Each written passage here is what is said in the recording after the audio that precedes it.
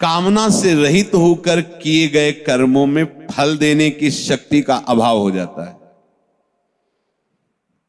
भाव समझना, जैसे आप कोई कामना करके कर्म कर रहे हो तो एक सीमित फल है और आप उसे स्वाभाविक प्राप्त कर्तव्य मानकर कर रहे हो कि मुझे कर्तव्य प्राप्त हुआ, मुझे करना चाहिए, तो उसका असीम फल है।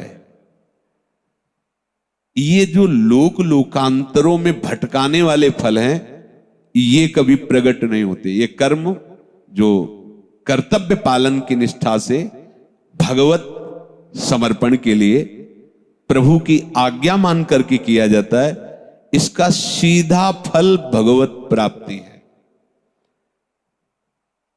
कह रहे हैं उनमें कभी फल प्रकट करने की सामर्थ्य नहीं रहती।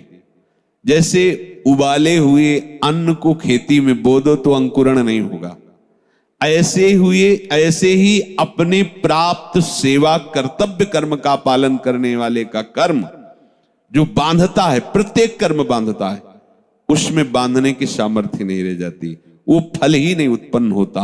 जैसे भुने हुए बीज में कभी अंकुरण नहीं होता, ऐसे ही निष्काम भाव से भगवत सेवा के लिए जो कर्म किए जाते हैं वो लोक लोकांतर के बंधन कारक फल उत्पन्न नहीं कर, उनका फल सीधा समझो भगवत प्राप्ति, सीधा भगवत प्राप्ति। कामना रहित कर्म भगवत प्रसन्नता का भाव, तो भगवत प्राप्ति। पर कामना का त्याग तभी हो सकता है जब आपको इस बात का परिचय मिले कि हमारी कामना बहुत छोटी होती है और इसका फल बहुत बड़ा होता है। यदि हम कामना कर लेंगे तो फल में बाधा आ जाएगी, ऐसे समझो। अगर हम कोई भी अब जैसे कोई सेवा ऐसी बन गई और आपने कामना कर ली कि मुझे अमुक चीज मिल जाए, वो मिल गई, खत्म हो गया। अगर आपने कामना नहीं की तो अमुक व्यवस्थाएं ऊपर से होंगी और वो उसका फल नहीं होगा, क्योंकि आपने चाहा ही नहीं। उसका फल होगा प्रभु से सीधा संबंध, और संबंध का फल है कि वो पूरा भार अपने ऊपर ले लेंगे और वो अपनी तरफ से आपकी व्यवस्था करेंगे, माला माल हो गए ना।